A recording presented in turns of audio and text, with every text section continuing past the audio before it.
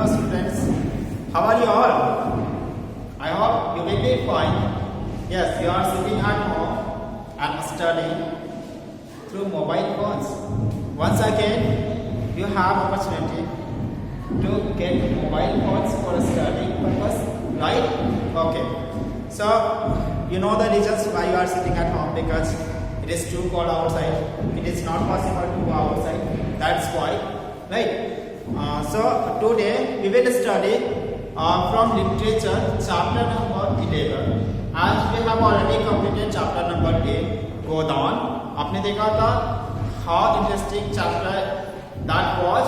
Now we have studied a new chapter, that is chapter number 11, English in India. So please take out your English literature book, page number 82, chapter number 11. Right? I hope you have taken out your books and also done pages, page number 32. Now let us start. देखो, English in India, यहाँ पे English बात की जा रही है English main से।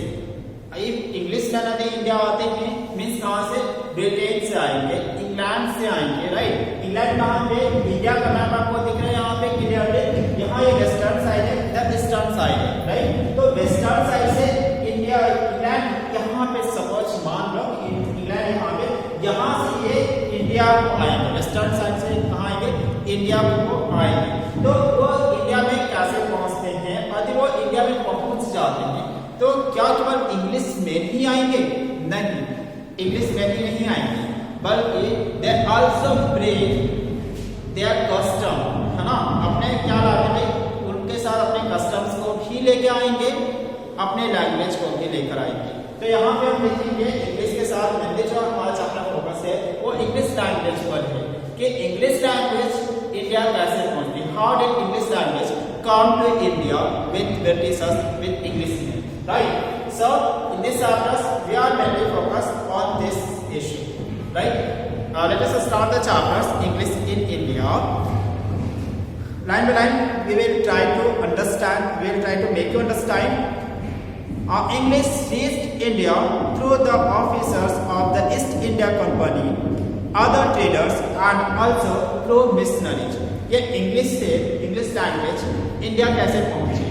Very simple, जब इंग्लिश मेन आए, ब्रिटिश ईस्ट इंडिया कंपनी आई ट्रेड करने के लिए इंडिया, तो उसी के साथ में हमारे जो इंग्लिश लैंग्वेज है वो भी उनके साथ आ गया। क्योंकि जब पर्सन एक जगह से दूसरी जगह पे मूव करता है तो वो सिर्फ अपने आप बॉडी को ही लेकर नहीं जाता है, बल्कि अलॉन्ग में वो जो है अपनी लैंग्वेज, अपनी कस्टम्स को भी लेकर जाता है। तो इंग्लिश जब यहाँ पे आए, ब्रिटिश जब यहाँ पे आए, तो अपने साथ अपनी लैंग्वेज को भी लेकर आए, right? And British east India company trade करने आई, ट्रेडर्स थे वे लोग, ट्रेडर्स के थ्रू और मिशनरीज के थ्रू भी इंग्लिश हमारे इंडिया में आई। ये मिशनरीज क्या होती थी? तो वैसे पीपल जो दूसरे कंट्री में भेजे जाते हैं क्रिश्चियनिटी को प्रोपागेट करने के लिए, क्रिश्चियनिटी को फैलाने के लिए, अपने धर्म को प्रचार प्रसार करने के लिए जो दूसरे कंट्री में भेजे जाते हैं उन्हें हम क्या बोलते हैं? उन्हें बोलते हैं मिशनरी, राइट? तो क्रिश्चियन में इसे मिशनरी बोलते हैं, जैसे मिशनरी स्कूल होते हैं, right?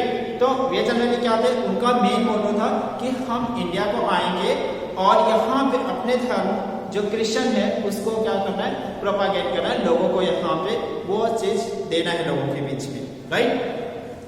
Now the British had been staying in the Indian subcontinent since 1600. देखो, since 1600 से जो है इंडियन सबकॉन्टिनेंट में जो ब्रिटिशर्स है वो यहाँ पे हैं। ब्रिटिशर्स ने सबसे फर्स्ट इंडिया को कब आया? 1600 में आए, राइट? 1600 में आए। इट मींस कि इंग्लिश लैंग्वेज भी इंडिया 1600 में आई होगी, ऑफ कोर्स, यस। चूंकि यहाँ तक आ गए थे, लेकिन हमारा जो है ये सिर्फ ट्रेडर क्यों आए? ब्रिटिशर्स क्यों आए थे? एक ट्रेड करने आए थे यहाँ पे ना, लेकिन उनका जो है बाद में वो धीरे धीरे पॉलिटिकल कंट्रोल गेन करेंगे, पॉलिटिकली इन्वॉल्व होंगे और ट्रेडर से धीरे धीरे वो क्या बन जाएंगे? रूलर बन जाएंगे।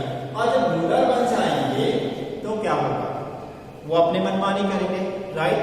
एकदम ऑफकोर्स करेंगे। यदि आपको अपने घर का रूलर बना दिया जाए, एक दिन के लिए ही सही, आप क्या करोगे? पापा को ऑर्डर देना शुरू करोगे, मम्मी को ऑर्डर देना शुरू करोगे, राइट? खुद भी बैठे रहोगे, ऐसे ही करोगे? नहीं, बिल्कुल वैसे ही ब्रिटिशर्स की तरह जब ये रूलर बने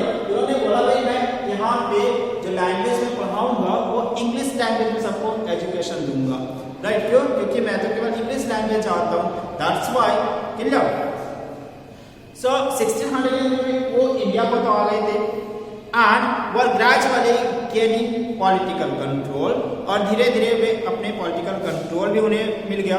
it was only in 1835 that English officially became an important language for the local population, और ये फर्स्ट टाइम हुआ 1600 में हुआ है, 1835 में जाकर ये फर्स्ट टाइम ऐसा हुआ जब उन्हें इंग्लिश लैंग्वेज को ऑफिशियली रिकॉग्नाइज किया गया कि हाँ भाई अब जो है इंग्लिश ऑफिशियली जो है यहाँ पे एजुकेशन दिया जाएगा, अब इंग्लिश पढ़ाई जाएगी इंडिया में। ये फर्स्ट टाइम कब हुआ?